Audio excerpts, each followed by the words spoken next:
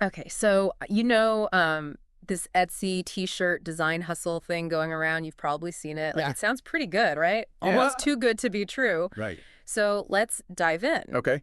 We've got your source material. It's like somebody's just like excited ramblings about this whole Etsy loophole. And Yeah. they even name drop some success stories, Yeah. like this Byron guy, Ah. Epica, and then this embroidery gallery PDF. Okay. So we're not trying to make you like the next t-shirt tycoon or anything. We're just trying to understand like Yeah. what makes this whole thing tick. What's really interesting is this loophole isn't really a loophole at all. Oh, really? It's more like just cleverly Yeah. using Yeah. Etsy's platform. Right. Because Yeah. they're selling the designs, Yes. not the actual t-shirt. Exactly. Yeah. And that's where you get that low overhead appeal, Uh-huh. potentially passive income, Right. no inventory, no shipping headaches. Okay, so speaking of those success stories they mentioned, Yeah. they claim some pretty impressive numbers. Uh-huh. Like Byron, almost $39,000. Wow. Epuka, over 28. Mm-hmm. And then Embroidery Gallery PDF, a whopping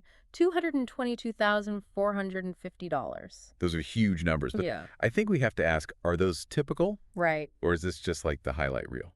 Yeah. Are they just showing us the best of the best? Exactly. And what about the downsides? Yeah. You know, things our excited source might be leaving out. I see what you're saying. It's like reading those glowing restaurant reviews. Yeah. But are those real, or is that just one person's opinion? Exactly. So one thing that I found interesting is they use AI, Yeah. specifically ChatGPT, to come up with their t-shirt ideas. It's a popular tool. It can Yeah. really churn out a ton of ideas. Right. The source really emphasized quantity and variety, which on the surface makes sense. Sure. But if everyone's using ChatGPT for this, Oh. wouldn't that just lead to everyone having the same designs?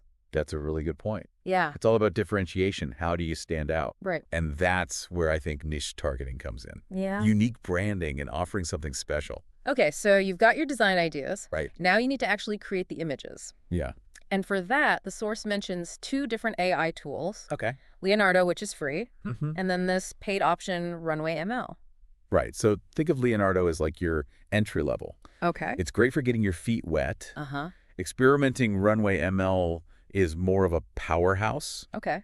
More features. Okay.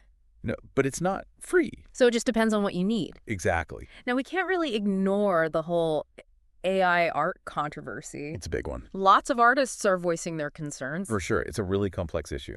Definitely. But for today, Yeah. let's just focus on the practical side of this business model. Okay, that's fair. Okay. So once you've got all your designs, Mm-hmm. the source's way of actually delivering those designs is interesting. Oh, yeah. They use like a massive Google Drive folder. Huh. I mean, it works, but it's kind of clunky. I can see that. Like, imagine you buy this design pack. Yeah. You're excited. Right. And you get this link to a folder with like 1,000 files. Yeah. Not the best first impression. Exactly. There are better solutions out there. Like what? You know, dedicated file hosting services, Okay. a much better customer experience. Okay, maybe we can dig into those later. Sure. Now, they also mention upselling, Okay. building an email list, even subscriptions.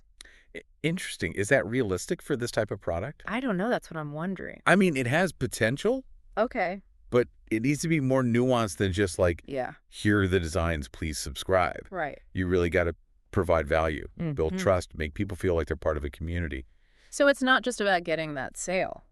No, it's about relationships. Okay. So it's not just passive income. Not quite. You're going to have to put in some work. A little bit effort. Okay. So we've covered the basics of this whole hustle, Hmm. like coming up with ideas, making the designs, even upselling. Right. But I kind of want to zoom out a little bit Okay. and connect this to like the bigger picture. I like that. So this is really just a small part Yeah, of these bigger trends that we're seeing, right? definitely. Like AI, the gig economy, everybody wants passive income. It's all connected. It is. It makes you think. It does. What does this all mean for the future of work? Yeah. How we make a living? What even is a job anymore? Yeah. It's a lot to think about. A lot to unpack. Let's dive into that in the next part of our deep dive. Sounds good. So it's really interesting to see, you know, how people are using tech to make money in ways we couldn't have imagined just a few years ago. Right.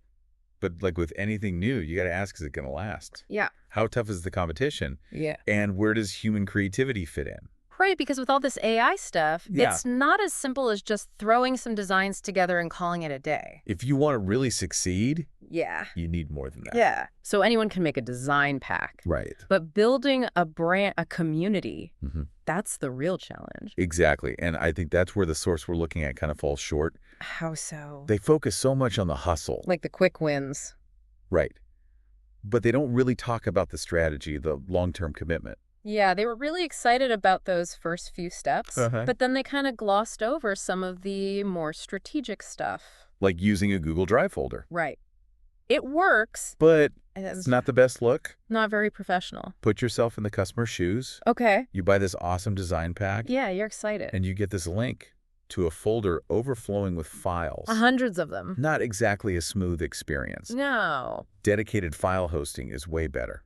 Okay, we'll have to talk about those options later. Okay. But first, I want to go back to the email list thing. Yeah, subscriptions. Yeah, the source seemed really into that. Mm-hmm.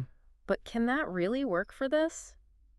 I think it depends on what Wow. genre. If you're just making generic designs, Okay. it's going to be hard to get people to stick around. Right. But if you target a niche, Okay. high-quality designs, Mm-hmm. unique stuff, Yeah. give them real value.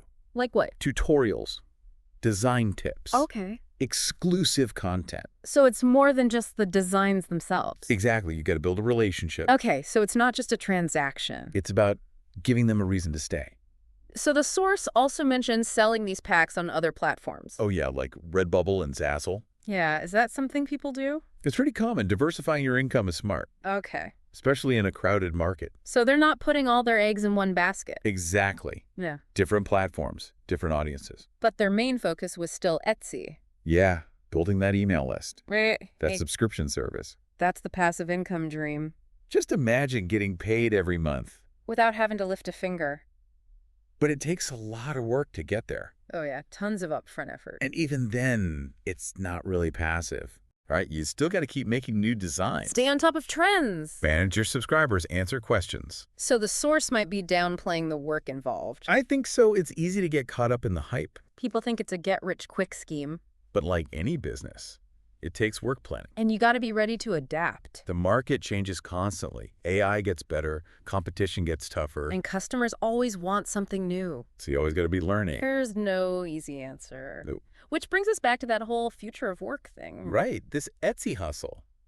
It shows how tech is changing everything. It's a glimpse into the future. Traditional jobs are disappearing. And people have more options than ever. It makes you wonder what skills will be important. How do we balance automation with human creativity? And what does it even mean to have a job anymore? That's a big question. It is. We've been talking about this from the seller's side. The people making the designs. But what about the buyers? Who are they? Why are they buying these packs? The source assumed they were all t-shirt sellers, Makes sense. but could there be others? Ooh, that's a good question. What if these designs could be used for more than just t-shirts? Now you're thinking outside the box. I like to think so. What about crafters? Okay. People who like DIY projects. Yeah. Hobbyists. They might want these designs too. Someone who sews could use them for embroidery. Exactly. Or someone who makes their own cards. Yeah, they could personalize them. Instead of just targeting t-shirt sellers, Right.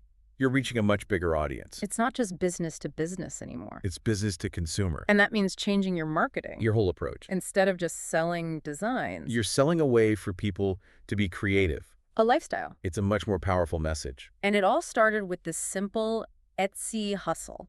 It's amazing how one idea can lead to so many others. It reminds me that we need to look beyond the obvious. Explore the paths less traveled. Exactly. Speaking of exploring, we still haven't talked about those file hosting options. Right. We should definitely dive into those. Let's do that in the next part of our deep dive. This deep dive has been a wild ride. I know, right? We started with this Etsy t-shirt thing. Yeah, the supposed loophole. And now we're talking about AI, the future of work.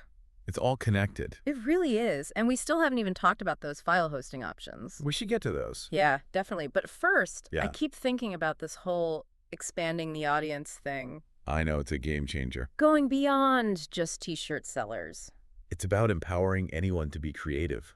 Like imagine a stay-at-home parent who loves to craft. Yeah. They could use these designs for scrapbooking. Making personalized gifts. Or even custom clothes for their kids. Exactly. And what about small businesses? Oh, yeah. They could use these designs for their branding. Instead of generic stock images. Right. They could have unique marketing materials, Social media graphics. even product packaging. So it's not just about selling designs anymore. It's about giving people the tools to express themselves. To bring their vision to life. It's a much more powerful message. It really is. It's about understanding your customer. And what they want. Exactly. Okay, so we've talked a lot about this B2C stuff. Business to consumer. But I do want to circle back to those file hosting options. Okay, yeah, we should definitely cover those. So for someone selling these design packs, what should they look for in a platform? Well, it needs to be easy to use. For the customer. Yeah. They should be able to download their files without any problem. And it needs to be secure. Definitely you don't want your files getting stolen. So what about features? Some platforms can automatically zip files together. Which is helpful when you have a lot of files. Yeah, exactly. Some let you create custom download pages. With your own branding. Yeah, it looks more professional. So are there any platforms you'd recommend? There are a few good ones. Like what? Dropbox is popular. Okay. Google Drive, WeTransfer, Sendow. They all have their pros and cons. So you got to do your research. It's like choosing the right tool for the job. Exactly. You want something that makes your life easier. And helps you reach your goals. And things are always changing. New platforms pop up all the time. So stay informed. So we've covered a lot of ground today. We have. From that Etsy loophole to AI to file hosting. It's been a journey. It has. We hope you've learned something new. And that you're inspired to explore. Maybe you'll even start your own digital product business. The possibilities are endless. The important thing is to stay curious. Keep learning. And keep adapting. The world is changing fast. But that's what makes it exciting. Exactly. So on that note, yeah, we're going to wrap up this deep dive. Thanks for joining us. We'll see you next time.